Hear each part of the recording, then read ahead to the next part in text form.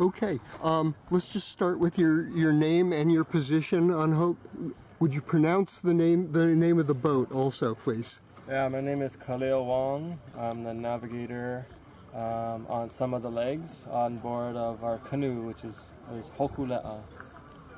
Okay, and I'm interested in learning about the mechanics of sailing this vessel. It has crab claw sails? Yeah, crab claw sails.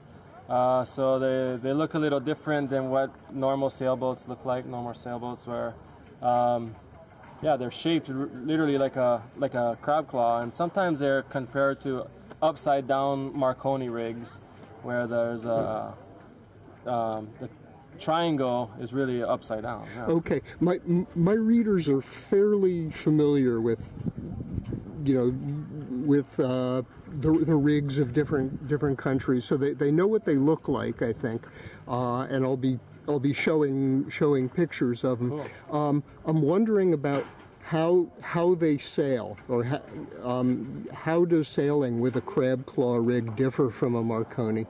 Well, it's a lot more work with the crab claw, with our booms way up there, because we have two masts and all of our stays and our shrouds that holding up to two masts, that every time we tack or we jibe, we have to close the sail completely, reroute all of our sheet lines around the stays and the shrouds, and kind of like a spider web before we can lower the boom back onto the other side. Wow. Okay. Whereas Marconi is really easy. One sheet line and you're going. Yeah. Okay. So you have to plan coming about.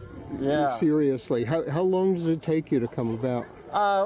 With an experienced crew, we could do it quickly. 30 seconds or so. Oh, okay. But because we have to reroute all the lines, that for an inexperienced crew, minutes. Okay.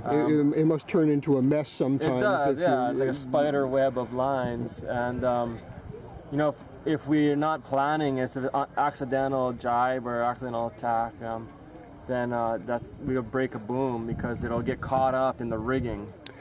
So we got to be careful on the direction we're sailing in this relationship to the wind. Mm-hmm.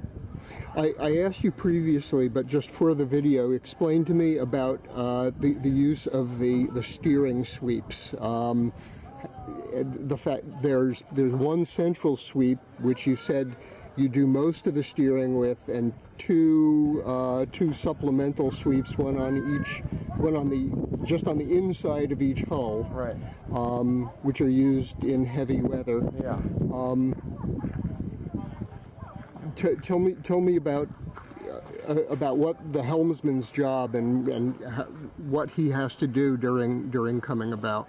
Yeah. So the center steering sweep is the one we use all day, all night. We use it for just general, no matter what the conditions are like.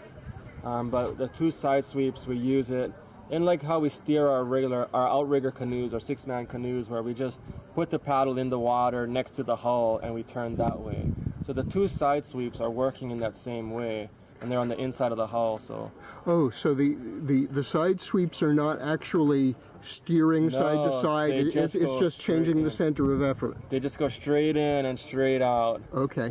Similar to putting a dagger board in the water, but it's not really a dagger board. It's just used to steer. Mm-hmm. And quick turns. So if we put the starboard side in, it turns us to the port, and our port side sweep turns us to the starboard. I see. Okay. Yeah. Is the boat fairly balanced when you're just running with the wind? Does it stay on attack without too much effort on the sweeps? Yeah, and we can adjust our weight and our sails so that we could sail just based off of the wind and not have to steer. We could tie our steering sweep up and just balance the canoe, but majority of the time we just steer. I see. Yeah. Okay. Do you always set both sails? Not always. It depends on the wind and where the wind's coming from and the conditions. So a lot of times if we're running downwind, we won't put up the back sail. We'll just put up the main and maybe a jib. Otherwise, we could go wing on wing, or just go a little bit off the wind. I see. Okay. Yeah. And is there any way to reef or shorten sail? No, well, we can pull the boom halfway closed, which is, reducing sail area in a way, but it's not really a reef. Okay. If you pull the boom halfway closed, is there any way to gather the excess sail when you do that? There is a way to gather the top of the sail, but not the middle and bottom part. Oh, so it's still kind of billowing out. Flapping all over. Yeah, I see. There isn't a good way to reef. Okay.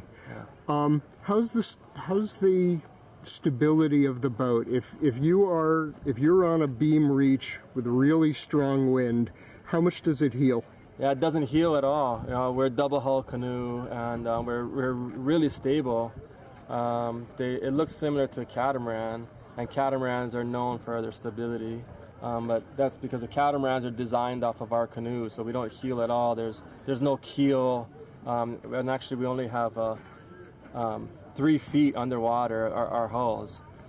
So we're incredibly stable, don't heel, and when we're going through rough weather, as we're traveling across the ocean, we take a motor sailor with us, and they're just a monohull sailboat, and we see them going from rail to rail in heavy weather, but us on our double hull, we're really stable. I see. Okay, and you are just finishing your leg of the voyage here in Bar Harbor, and you started where personally? We started in Block Island, this leg. So about 5 weeks ago. We constantly change crew every 4 to 6 weeks or so, and some of us have done multiple legs, and we'll do more legs in the future. And for others, they just do one leg, and that's it. And sometimes it's not just based off of they don't want to do it, but they can't do it based off of, we're all volunteers on board, and a lot of people can't get the time off of work to commit, to 5 or 6 week legs multiple times a year. Yeah. Okay, excellent.